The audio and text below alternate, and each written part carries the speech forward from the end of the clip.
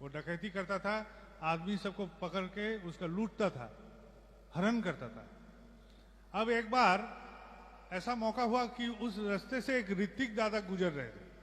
अब ऋतिक दादा को वो पकड़ लिया, और उस रास्ते से कोई जाएगा तो उस छोड़ता नहीं, बोला कुछ ना कुछ इससे हासिल करना ही है। तो ऋतिक दादा बोले मेरे पास तो कुछ नहीं है, खाली गुरु का मंत्र है, इसको हम दे देते हैं तो तुम्हारा मंगल ही मंगल हो जाएगा। तो डकैत सोचा कुछ नहीं मिल रहा तो मंत्र ही शायद एक तो ले लेते हैं। उसने उस ऋतिक दादा के चंगुल में पड़ गए और दीक्षा भी हो गई उसका। अब डकैत का दीक्षा। डकैत को एक ठाकुर जी का फोटो दिया गया। ऋतिक दादा ने बोला इस फोटो को रखो, इसको पूजा पाठ करना, इस विधि जो सब कुछ समझाया, लेकिन वो तो इस विधि करने वाला भी नहीं था, कुछ नहीं था। फोटो उसको बहुत पसंद आया। एक गाज का जो कटोरा था उसमें उसको रख दिया, एक गाज का जो छेद था उसमें रख दिया ठाकुर जी का फोटो। और वहां जब भी डकैती करने जाता था एक धूप कट्टी या अगरबत्ती लगा लेता था, वो अगरबत्ती जला के ठाकुर जी को प्रणाम करके डकैती करने निकलता था। और डकैत का ठाकुर जी बन गए, वो हमारा ठाकुर जी डकैत का ठाकुर जी बन गए। अब हुआ क्या, वो तो डकैती करता ही जाता था, उसका ऐसा भावना का कोई परिवर्तन भी नहीं हुआ। तो वहां एक फॉरेस्ट रेंजर तब्दीली से वहां पहुंच गए। अब पहुंच जब गए तो सुने कि इस क्षेत्र का सबसे भयंकर प्राण है वो आदमी, और उसको कान में ये भी आया कि वो दीक्षा भी लिया है, और एक गाज का एक वहां छेद है, वहां ठाकुर जी को फोटो रखता है, वहां अगरबत्ती जला के वो डकैती करने निकलता है। इतना भी उसको खबर आया। खबरी जो था सब खबर जब दे दिया तो वो डकैत के घर में ही पहुंच गया रेंजर, और जाके पूछा कि तुम सुने हैं दीक्षा लिए हो, ठाकुर जी का ऐसा फोटो भी वहां रखते हो और ऐसे करके डकैती करते हो, ठीक है करो, उसमें कोई बात नहीं है, लेकिन हमको लगता है कि ठाकुर जी को ऐसे गाज के छेद में रखना ठीक नहीं है, इसके लिए एक तो मकान बनाना जरूरी है। बोला ठीक है हम बना देंगे, कौन सी बड़ी बात है, लेकिन कहाँ बनाएं? बोले हम फॉरेस्टर हैं, हम तुमको एक तो जमीन अलॉट कर रहे हैं, ये मेरे पावर में है, थोड़ा सा जमीन तुमको दे रहे हैं, तुम उसमें ठाकुर घर बना लो और वहां ठाकुर जी को रख के पूजा पाठ करके फिर तुम अपना काम में निकलो। तो ठीक है, वो मान गया।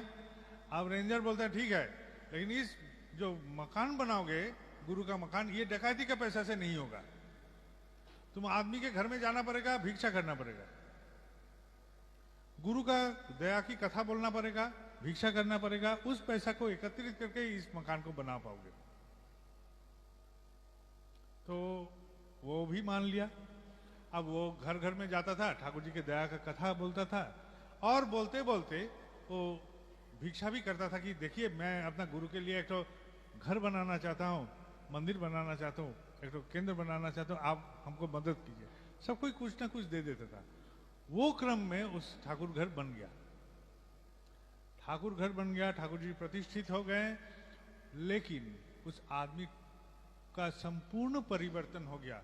वो अब डकैती नहीं करता था, वो ठाकुर जी की दया की कथा बोलता था।